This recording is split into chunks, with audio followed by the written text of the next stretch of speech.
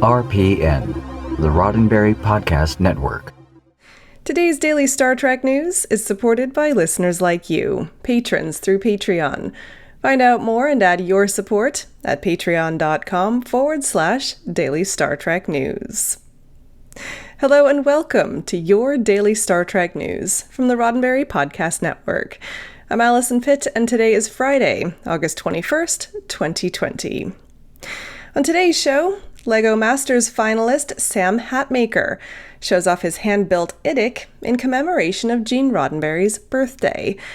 The Television Academy Foundation announces the second recipient of their Star Trek internship, and I've got the answer to Tuesday's trivia question. All of that coming up next. Now, first up, before we get into the meat of today's show, I wanted to let you know about an event this weekend that didn't quite make it into yesterday's show. GalaxyCon Live is hosting another of its popular live virtual events this Saturday, August 23rd at 2 p.m. Eastern. Will Wheaton is joining them for a solo interview. As with all GalaxyCon Live events, admission is free, but it's ticketed, and you also have the option to purchase one-on-one video chats or 8x10 autographed photos as well. To find out more, head to galaxycon.com. And of course, yesterday's events listings page on dailystartreknews.com has been updated to reflect the new details. Now, on with the show. In celebration of what would have been Gene Roddenberry's 99th birthday this week, toy developer Samuel Hatmaker, a finalist on the first season of competition show LEGO Masters, built a special tribute to Star Trek's creator, a Vulcan IDIC constructed from Legos. Hatmaker tweeted a short video of his LEGO creation saying, "I'm a big fan of the Star Trek universe, an idealistic world where everyone is truly considered equal and valued. Today, Gene Roddenberry's 99th birthday, I built an IDIC. IDIC is an acronym for Infinite Diversity and Infinite Combinations, the basis of Vulcan philosophy." The LEGO structure was built in the shape of the traditional IDIC pendant, a triangle and a circle intersecting with a jewel in the center. But this IDIC, made of Legos, doesn't have a jewel. Hatmaker chose to honor Roddenberry by placing a LEGO Starship Enterprise on the IDIC, held aloft in the space where the jewel would normally be. With Hatmaker's design and color scheme, it seems to give the appearance that the Enterprise is flying at warp speed. A Michigan native, Hatmaker lived in New York City for 2 decades before heading west to settle in Los Angeles. Hatmaker has developed toys for many major brands such as Marvel, DC, Disney, Mattel, and Hasbro. If you'd like to learn more about Hatmaker and his creations, including information on commission pieces and available merchandise, visit samhatmaker.wordpress.com. And now, an update to a story that I brought you a couple of weeks ago. The Television Academy Foundation has announced the second recipient of this year's Star Trek Command Training Program internship, Kevin Ung of Milpitas, California. Earlier this month, I brought you the news of the first recipient, Faith Young. Ung will join her on the program now, and together, they are the Command Training Program's inaugural class. Like Young, Ung is studying film. He's currently a graduate student at the University of Southern California, pursuing a master's degree in film and television production. The Star Trek Command Training Program internship was first announced last November.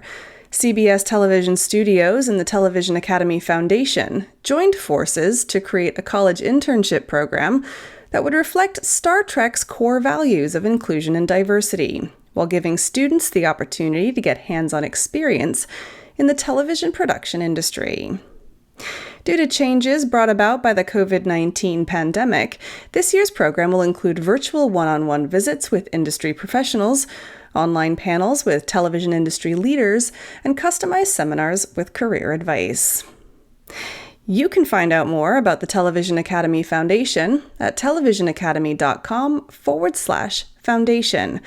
According to the website, information for the 2021 cohort of the Star Trek Command Training Program will be available this November.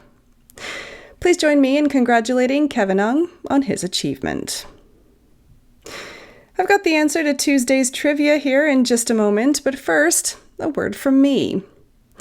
This show is supported by people like you, patrons through Patreon.